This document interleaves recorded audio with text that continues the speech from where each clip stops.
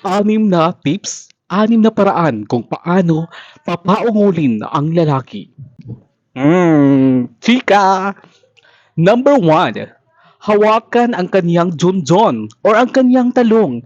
Dapat matuto kang humawak, girls. Hindi yung mga tsurba-tsurba lang, hayok-hayok lang. Wag yan. Dapat hawakan mo din ang kaniyang talong at sigurado akong mapapaungol ang partner mo.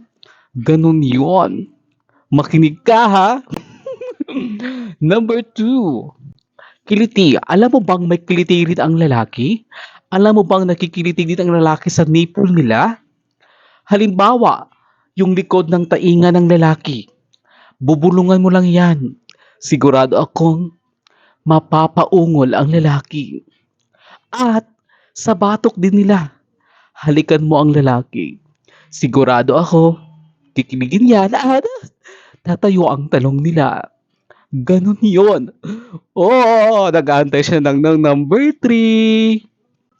Number three, siyempre, alam kong may mandidiri rito. Pero ito talaga ang pinaka-the best na dapat yung gawin sa inyong partner. Kainin mo ang kaniyang talong para hindi ka iiwan. Alam mo ba? Alam mo ba ang pagkain ng talong sa iyong partner ay sigurado akong hasta likod niya uunat at sigurado akong mapapaa siya sa iyo kapag kinain mo ang kanyang talong. Number 3 pa yon. At ito ha, ito.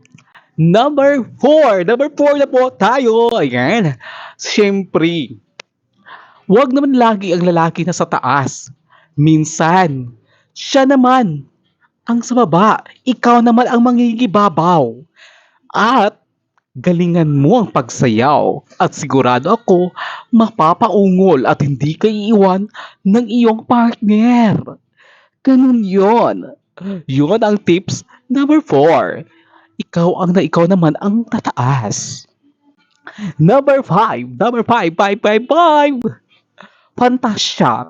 Alam mo bang, kaya ang mga lalaki nanonood ng mga, alam mo na, yung mga video sa video, you know, yung mga di ba? Kaya nanonood ang lalaki kahit may asawa na sila o may partner na sila dahil kailangan pa rin nila ng kunting suspense o something pampagana. Ganon. So para magpantasya sila sa iyo, minsan din girls, yung mga partner, yung mga para mas ganahan talaga sa inyo, yung mga partner ninyo, magdamit din kayo ng mga something pang estudyante o yung mga maninipis na mga damit para pantasyahan ka talaga nila.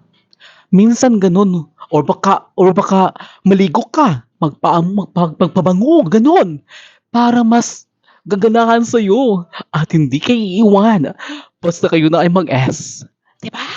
Ganun yon. Ika-anim. Tukalalala.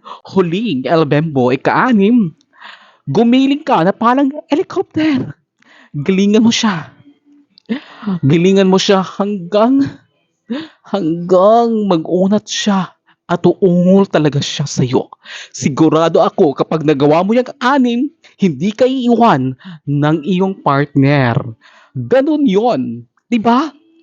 Girls, kung ayaw niyong iiwan kayo ng partner niyo, gawin yun yung anim na tips na binigay ko sa inyo. At sigurado ako, hindi yan maghahanap ng iba.